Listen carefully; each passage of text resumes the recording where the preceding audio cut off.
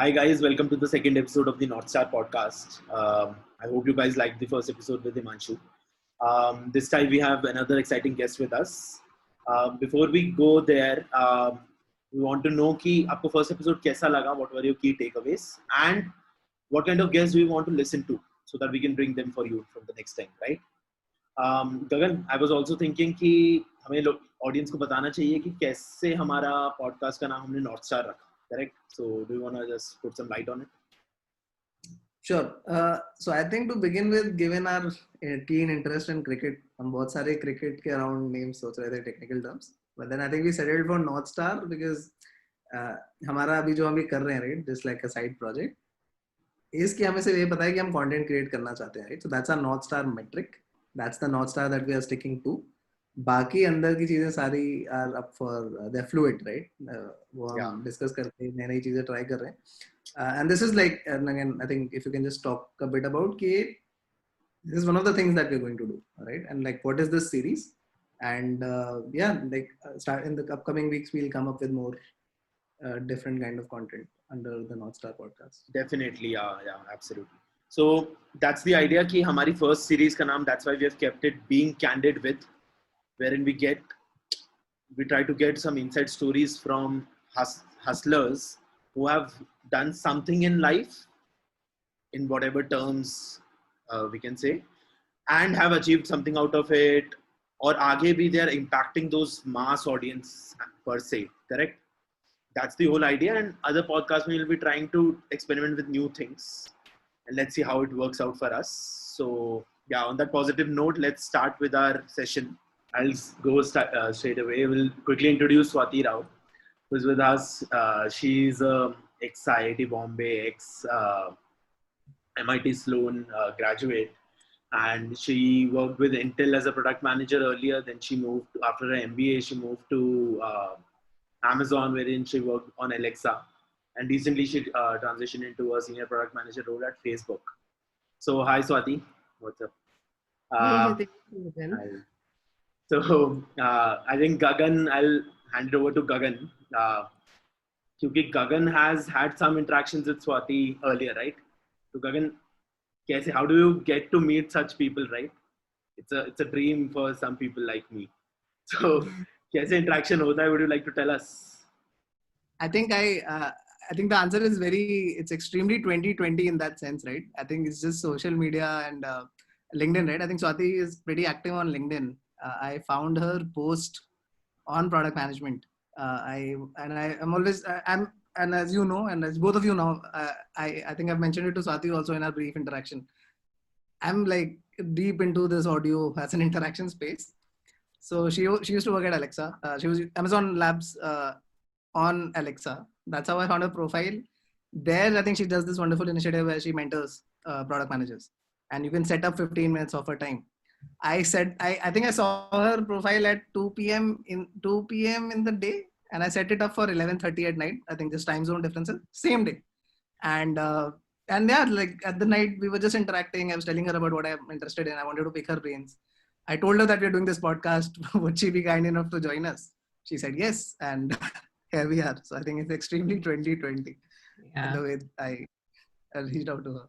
It's interesting. I think for me, like COVID-19 has changed the norms around how we interact with people and the importance of social media and the importance of being online. And it has, yes, there are so many downsides to it, but it has broken a lot of barriers where people are reaching out, people are helping out each other a lot. And that's how it started for me as well. Like, I think all of us are extremely privileged to have what we have. And I just wanted to give back in some form. And my husband, you guys should totally talk to him at some point, but he is extremely driven by mentoring and coaching students in general, and he gets a lot of energy from it. And he started this initiative called The Next Chapter. And the next chapter is all about mentoring, because a lot of students in India, they're confused about the next path in their life. There are these traditional routes, right? Become an engineer and do your MBA and your life is set. Or there are some 2 or 3 paths, and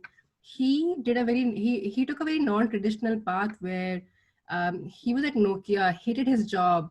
he became the waste man of Bangalore. Like he basically joined a bunch of non-profits, and then his, like, you know, his family, etc., was not very happy with that path, and he was like, okay, like if I can have so many obstacles, I can only imagine the plight of people in India who have so many obstacles, and there's so many people questioning, there is no financial security. And I mean, the long-term vision is to create some sort of a scholarship path, and create internship opportunities, and create a blanket of sorts and a mentorship community for the Next Chapter initiative. But of course, like, you know, I'm around him, and osmosis, like all the good effects, you soak in the good effects, right? So I wanted to give back to the community, and that's how I am extremely passionate about product management, just like you guys. I dig all the chaos. I love talking product.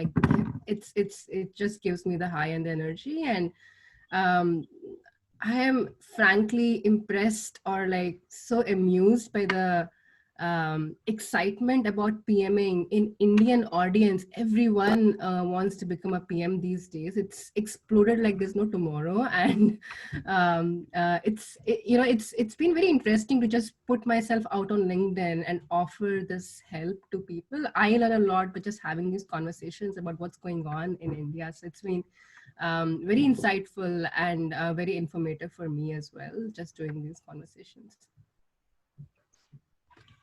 So anything in particular that stands out for you? So as you mentioned, right, I think you started back in October of 2019, right? That's how I found on your LinkedIn, at least, right? Yeah. I'm not sure if you were before, but like just any interesting, maybe insights, you met somebody through that, just anything that stands out in your whatever in the year that you've been doing this.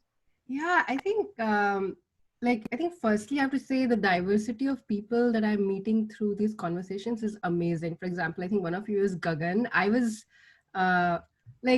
superbly impressed by the initiative and the enterprising spirit that you have, and just like I mean, just putting yourself out there, and you are making the initiative and taking the effort to reach out to the other person as well. So I think Jitesh, you were saying, right, like to your point of how do you meet interesting people, like I think the number one tip I would give to you, and I have, like, to everyone who's watching, and which has benefited me very heavily in my life, is there is no harm in asking. Always make the effort to ask something, because you never know, like the answer may be yes. And there are a lot of people who have this feeling within themselves that they want to help out. So make a kind ask, give an offer if possible. Like it could be as simple as, hey, I can connect you with someone, or hey, like, you know, I don't know, it could be because people like helping out other people, right? They feel that they're adding value to someone. So like I would say, just go, and if you want to talk to someone, just go and approach the person and make the ask. Could be like for a mock interview, it could be about like talking about a specific topic or whatnot. But and it's scary to make that ask. It feels like, oh, like the person may not respond to me, which is okay. I have got like countless rejections. People don't respond. But the thing I want to leave you guys is with, like, make that ask. People want to help out, and you'll be surprised by how often people say yes.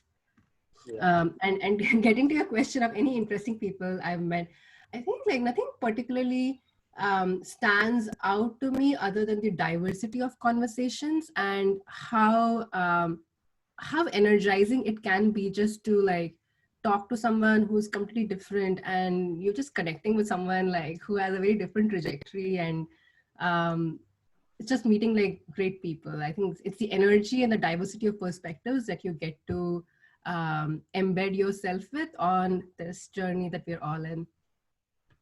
Yeah, but the time span, I think that's an interesting part. 15 to 20 minutes, I'm sure, because you have to establish that context also, and then you have to help each other out, right? And build up. Yeah.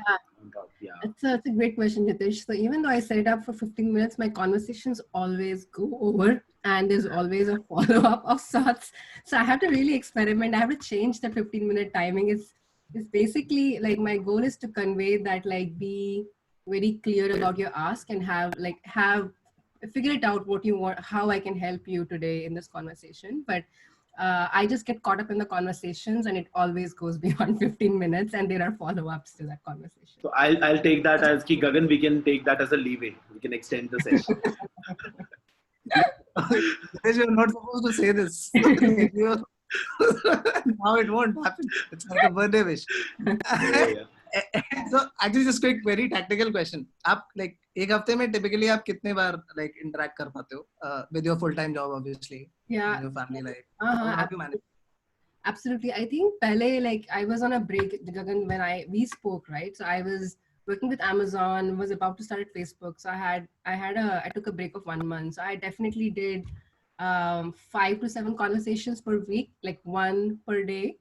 But now I've started Facebook. It's just been 2 weeks, but already like बहुत ज़्यादा काम है. तो अभी बस it's just been 2 per week. So it's 2 to 3 per week. And a lot of people who approach me are people who want to do their MBA or people who want to get there. I mean, somehow transition to PM, and yeah, that's the nature of the conversation. So from 5 to I 6, think 2 to 3. no, I think that's an interesting context to set for everybody who's interested in product management. It's been 2 weeks and now you have your hands full. Yeah. So, it looks amazing from the outside. It's like just And I for haven't everybody. started the real work. Like I don't even have a team. I'm just finding a team within Facebook right now because they have a team matching process. Some of the big corporates do that. Like you're either direct. I think Google does some team matching. Facebook does some team matching. Amazon mostly hires experts or like I mean, it doesn't hire experts. It directly hires into the domain areas. But like my real job hasn't even started. Like I can't even imagine how my life will be once the real work starts in Facebook. So, but So yeah, ये बहुत interesting process for our understand. Sorry, Jiतेsh, just one thing. Just for us to also understand, जब आप team matching बोल रहे हो, does it mean matching you to say engineers and designers, or like which product function you'll be working on? What do you do? Absolutely. So I think so the difference in hiring between small and medium-sized companies and the FANG companies is that FANG is Facebook, Amazon, Apple, Netflix, and Google, right? So they have a lot of resources. They have more structure, more processes when compared with the SMEs. What they do is, especially I think Facebook, I like this part a lot. So they give you 1 month of onboarding where they take you through a boot camp of sorts. First week was spent doing engineering basics. Second week was spent doing product management basics. Third and fourth week on data basics. And it's amazing because I had to learn all of this on the job at Intel and Amazon. But anyways, you have this 1 month of boot camp, and during that time frame, I as a PM can reach out to, let's say, the WhatsApp team or the Instagram team or like the Facebook team and speak to hiring managers and the cross-functional teams, which is extremely important, right? Your data science, your design, your engineering and whatnot, and figure out where there is a mutual fit, like in terms of what product excites you, or where do you jive with the manager, where do you get along with the team members and things like that. So that's the team matching process, like just figuring out your manager and team that you're going to work for the next, I don't know how many ever years. yeah. In fact, you're talking about Amazon and Facebook, right?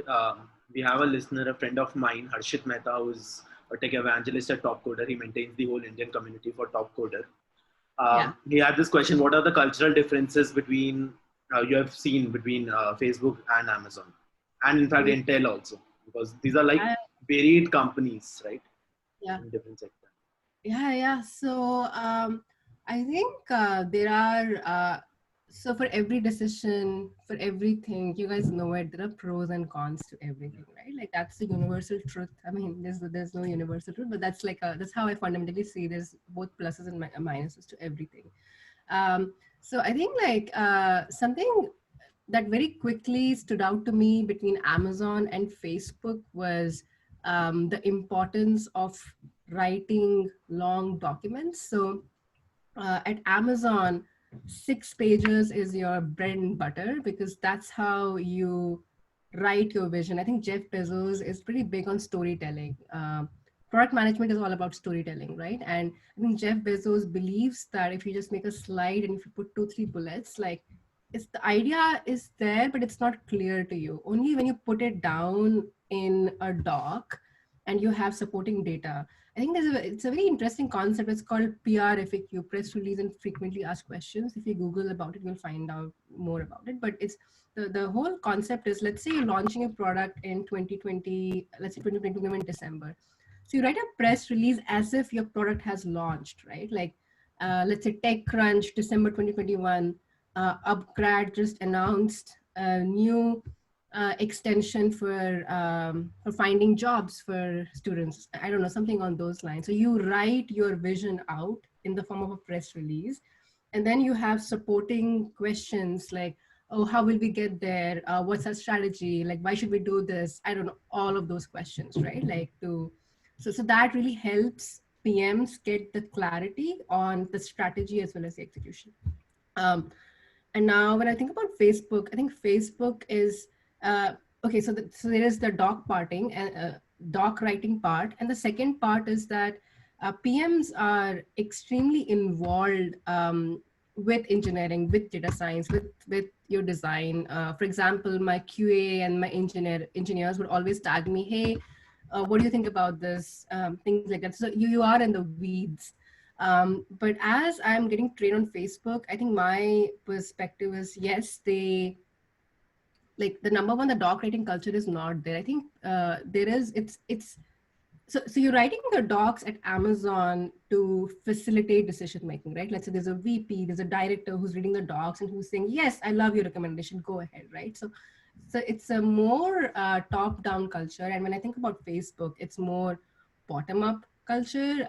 Compared to Amazon, there's not a lot of doc writing, but like, yes, you want buy-in from your leaders through a quick, like, extremely clear slide with options and with a summary. There's no doc writing as such. And for small decisions, PMs are just empowered to work with their cross-functional teams and execute on it.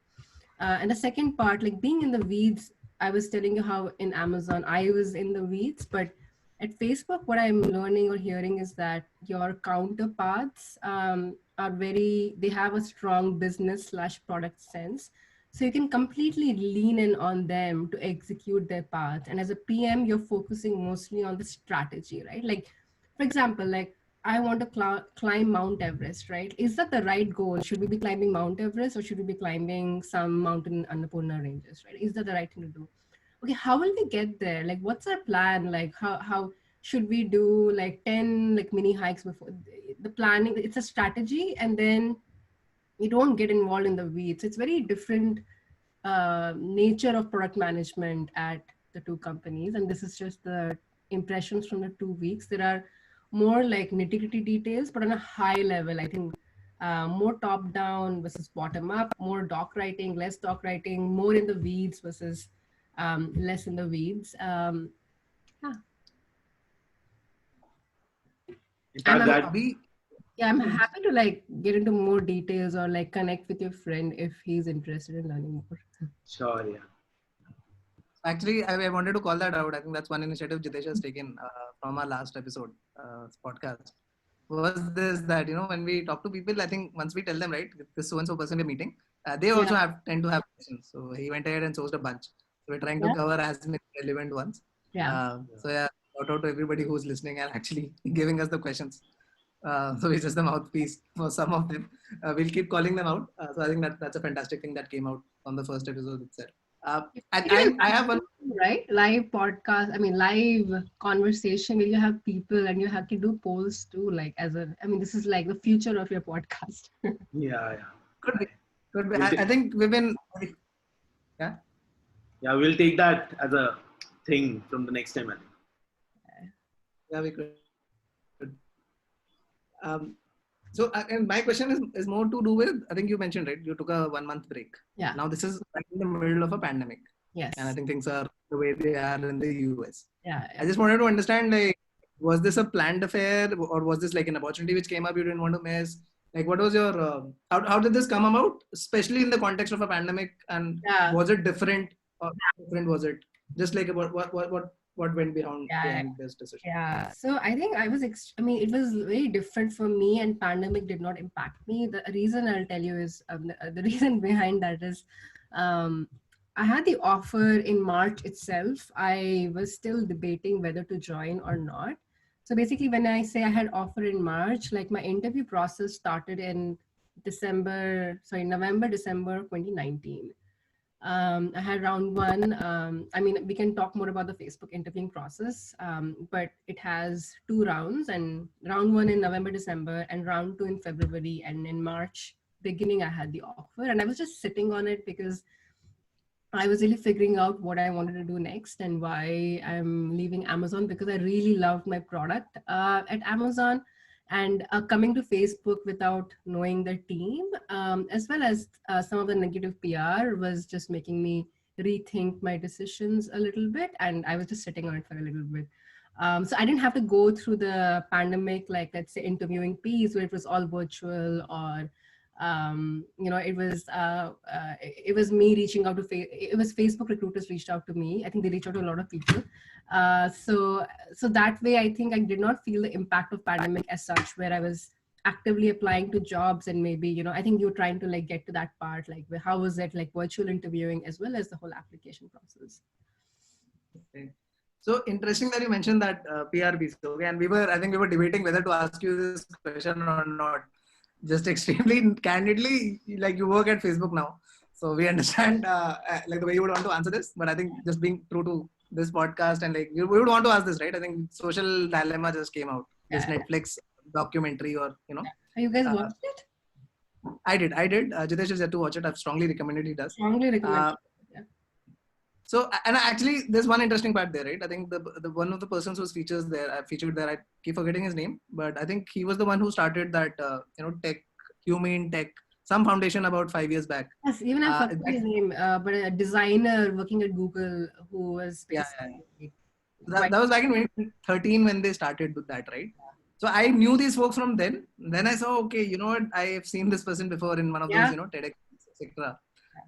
So yeah, like what's your take on it? And if you could just comment on it, like how do you, especially, okay, also sorry, being the product user, right? I think you are taking those calls, and I think that's part of the critique. A handful number of people are taking calls for how billions of people spend their time, which is okay. I mean, there are ways to look at it.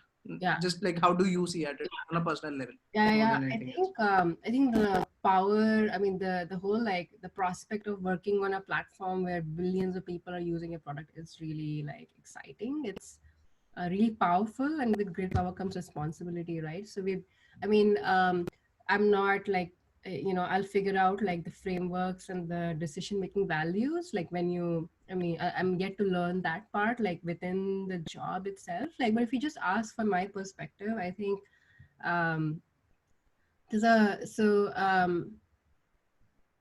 big companies pay a lot of money, and there is a lot of incentive to hit like short-term metrics, right? And hitting short-term metrics may get you that next promotion or whatever it is, but it is playing with like humans' emotions and lives and whatnot. So I think like just having I think it's called being adversarial, or constantly questioning what can go wrong with my product decision or with my specific like product feature. For example, I think simple example was they're talking about how they have this message which is like having a happy Mother's Day message on the Facebook mobile app all the time. Not all the time, on the Mother's Day, like at prominent like banner which is displaying, and how like that is, that can be really off for people who have lost their mothers or who don't have kids. And so as a PM, like how do you, I guess like the onus is on the PM to think through all of the edge cases and figuring out like whether they should be doing, assume that majority, don't do things for majority, and be sensitive to the tail end or the long tail of customers who may not like that experience. So I think personally for me, I think it would be thinking about the user experience and the emotions in the short term, and try to go for the long term and not hit those metrics. So I think I don't know how it will play out, right? Like, I don't know if it's going to impact my performance and things like that in the short term, but at least my lens and framework would be to do the right thing for customers in the long term. And we'll figure out, I think, like if you make a solid case, I think people will understand why you took the decisions that you've taken. I think sometimes the boldest decision you can make is to not ship a feature if it's going to impact billions of customers. So focus on the end user experience over just hitting metrics is my mantra as I am ramping up, and will find a team soon. So we are, again, as you mentioned, right? You've just joined, right? So you're yet to see how that pans out in Facebook. But Yeah. for example, when we were in Amazon, right? Again, totally up to you if you want to touch upon it.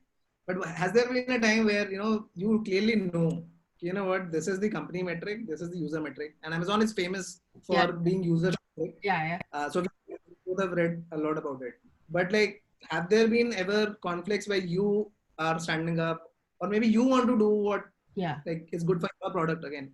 Uh, and how do you handle those conflicts? Because ultimately, like in the short term, that's where you are, right? Those Yeah. are the people you're supposed to work with. So, Yeah, I think it's a really good question, and I want to say it's a very context dependent. Like maybe you have a really good manager who backs you up on decisions, or maybe like yes, I think I want to be. Like there have been times where like decisions come from extremely top level, and you just have to, like, as a cog in the wheel, you just have to execute them. And there have also been times where I've been able to like raise up, let's say, my conflicts, etc., through my managers to the top level people, and there have been like follow-ups through that, right? So I think like the only job that you can do really well is not be an accomplice when you feel that something is wrong, or you feel that something is conflicting. And I think it's very, I feel very, I think it's tricky because I feel that it depends on the situation that a specific person is in, right? For example, I can maybe afford to take a hit on a job, or like, I'm fine, I'll find another job, right? But I think it's very tricky, and I empathize with people who, who's maybe they're the only person like earning the salary in their families, and they're dependent on this job. And it's not in my place to advise them, but I think it just depends on the person's situation to stand up for your values and at least voice your uh, opinion very strongly, and get your manager support or your team member support in raising it up to a level. um, at Facebook, like 2 weeks in, I see a lot of openness and transparency. For example, like we have these Thursday Q&A discussions. Like Mark like does all hands every Thursday, and there is so much of discussion and debate very openly on everything that he says. So at Facebook, there seems to be a lot of openness and transparency to voice your opinions, to have an inclusive culture and those sorts of things. But you have to figure out how it pans out. Like the only thing I can say is, if you're very comfortable, like stand up for your values and voice your opinions, and see what, even a small change can go a long way for the future generation. So try to do, I mean, try to stand up or voice your opinion. Yeah, I think we were talking about the product ideas, right? Wherein Gagan, you were asking something. Yeah, and before, so Jitendra, I get where you're going. I just wanted to quickly just touch upon one more thing, right? Yeah. On this, contextual to this point. So Swati, as you said, right, you have this thought process, right? You have this sort of prism through which you are making your decisions. Having said that, I think that's you doing on an individual basis. Right. But as I just, like the term is water cooler talk, right? Yeah, There's yeah. one thing, there's general sentiment in a meeting room versus, so for example, when you hang out with say other product managers from say FAANG companies or startups there, in that tech sort of bubble, as we call it, of the world, right? Like, is it really a conversation कि अगर अभी हम लोग unofficially hang out कर रहे होते, so क्या हम actually इस तरह से बात करते हैं कि यार user का time जरूरी है, we shouldn't give them so many, we shouldn't make like the addictive nature of tech, right? The Instagrams of the world and so on. Does it really, is it a conversation? And obviously not everybody would have it. In your experience, have you seen that? Like, are people worried? Clarifying the question, is the question about what's the nature of the water cooler talk? No, is it ever a part of the water cooler talk where you don't have to talk about it? It's just that consciously you are aware that this is something I should really account for. Yeah. Because this is, as you said, right, with great responsibility, there is great power. Yeah. Does it come up informally? when you're hanging out with? Absolutely. I'm telling you, right? Like I've seen a lot of discussions on the platform, like virtually, like now everything is virtual, right? And I'm seeing these discussions or debates like on the platform where everyone in the company can see those discussions. So when someone has the audacity or the courage to do that on a platform where, I don't know, like thousands of people are viewing something, so informally, definitely those things come up. And I mean, I haven't been at Facebook to have those conversations in person, but at Amazon, definitely, like, I think there was a huge emphasis on the customer trust and privacy, and the privacy PM and the legal counterparts were really a strong force. But even my discussions with the design team and the engineering team, everyone would be like, "Are we doing the right thing for customers? Like this, customers may perceive it negatively. Like, how can we change the design and things like that?" So informally, for sure, like a lot of people in the companies are questioning like if they're doing the right thing, but I don't know how ultimately those decisions are being made. Like it depends, like whether someone is going taking it to leadership or someone is just making a decision depending on the culture within the company. I think it will be a great story for someday when we can discuss ki, has this whole thing changed over the last 4 or 5 years, or was it there from the very start? As in when we are thinking about the audience privacy and data, right? Because a lot of things have changed over the last 4 or 5 years. Yeah. So I just going to say that I think there's a lot of awareness these days. I think these things were there, I think 10, 15 years back. Also, like these things were slowly happening, but people are just a lot more aware these days, which is leading up to bubbling up of these issues online or on social media. Fair. Yeah, I think I'll come back to my question. A fellow PM, Harshit, has asked, and a few friends also, ki, how do you think about an idea, like from your day-to-day life, or how does an idea originate, and whether it makes sense or not, right? How do you take it forward from there? Yeah, it's a great question. So I think it really depends on whether you're thinking about an incremental feature to a product. For example, I think you talked about Upgrad and how you're thinking about the career space in Upgrad, or you're thinking about a brand new idea. Let's say I want to make, I mean, Ring just announced a camera which flies inside the home now, like, which is very different, right? Like, so it depends on the idea, whether it is an incremental idea to a product or it's about building a brand new product, right? I can speak first to the latter part, which is an incremental idea. I think you guys know it. Like for me personally, it's just using a lot of products and thinking about it, like, oh, okay, what do I like about it? What do I not like about it? What can I improve about it? It's just having that love for thinking about products from a customer point of view and constantly analyzing them. So when I analyze, let's say, a Gmail app or an Airbnb app, I'm constantly like feeding my brain all of these new ideas or these experiences, and then those ideas like surface up as incremental features somehow to my product, like because I'm constantly thinking about other similar products in the category, and just by thinking and critiquing, you develop a repository of new extensions or new ideas, and you can apply those to an existing product if there is any match at all, right? So it's just, I think, being constantly appreciating products. For something fundamentally, for a drastically new product idea, it's a great question. I have never come up with a drastically new product idea, but people who have come up with new ideas I mean, I can tell you the Amazon way of doing it. Like, I think if someone just thinks of a concept or like a camera that is flying or whatever it is, people write the PRFAQ because they just start like thinking about how the product will be when they launch it, and then they deep dive because they have access to engineers, designers, and whatnot. So they figure it out how they will build it. So I think PRFAQ is a mechanism. I think, but your question is fundamentally, how do you get the idea? I actually don't have a response to that. Like I think it's constantly like. How do you get to know at least the users would want it and whether it will be a success? But you have to do that basic validation, right? The MVP thing.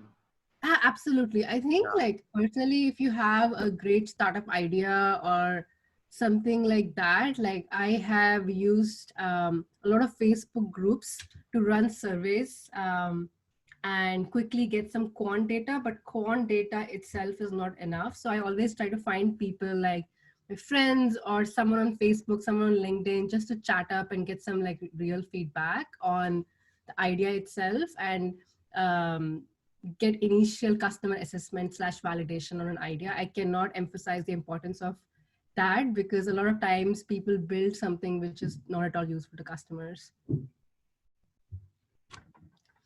Yeah, I think another idea, I mean, I was just thinking about how do people come up with, my husband is really great at coming up with awesome product concepts and ideas. I think that way, and if I think about it, I think that he reads very different things, from reading books on psychology to spirituality to economics to sustainability. And I think when you submerge yourself in diversity of ideas, then you can mix and match those concepts and think of a new product idea or a vision. So yeah, do you listen to podcasts, by the way? Are you a podcast? I mean, I actually used to listen to more podcasts when it was non-COVID-19 times, because of the long commutes, right? Nowadays at home, like you're glued to one spot, and I've just started ramping or onboarding at Facebook. So I'm always glued to the machine, laptop, and I don't make time for it. But earlier, yes, definitely. Freakonomics is one of my favorite podcasts. I think there's one podcast by Amit Verma, and we used to listen to it all the time on the road trips. And it's so interesting because he mixes and matches. Have you guys heard Amit Verma? I have. No. Oh, you should totally check it out. Like he mixes economics with poverty, with hunger, and it's the whole background is India, and it's just amazing. Like he brings on amazing speakers, and my husband loves road trips. So whenever we're going on road trips, Amit Verma is on in the background. We'll definitely check that out. I think I think I consume a lot of podcasts. I think for me, as you mentioned, right, you do it like you used to do it, right, while driving or say during your commute. I do it while I'm doing my chores. So like doing the laundry. I think that's my like sort of while exercising maybe, right? I think that's awesome. That's how I. Yeah. So I think I've been looking this up, right? Long form content on YouTube is really exploding in the last 3 years. And when I say long form, like 2 hours long lectures, and just people watch it, and I think that's the huge honor. I see. I think depends on the customer base. Like I think at least in the corporates in Facebook and Amazon, they're trying to get users' attention in those like 15-second breaks, or like 15-minute commute time, 15 minutes on the commute. I mean, now there's no commute, but they are extensively going towards short form videos. And you might have seen this everywhere, right? Like on the social media websites, at least that's the trend. But again, I guess if the Indian students is your audience, then yes, maybe they are looking for like really deep content, and 1 hour long lectures are like nothing for them. No, surprisingly, I was talking about more of the US market, right? The US audience. For example, the biggest podcast on the internet, right now, the Joe Rogan podcast. But Joe Rogan is, people love Joe Rogan, and it's funny. Long, long, right? It's extremely long. So I think that breaks the conventional wisdom around content. That's how I actually got interested in this. Yes. I think you mentioned, do we have some time to take the next question, or we'll do it in the next part? So I had a meeting at 10 o'clock, guys, so I will have to leave. Let's reconnect later. And yeah, good luck to you guys. Thanks, Swati. Sure. Thank you. Take care. Stay safe. Cool. Take care. Bye. Take care. Bye. Take it. Bye.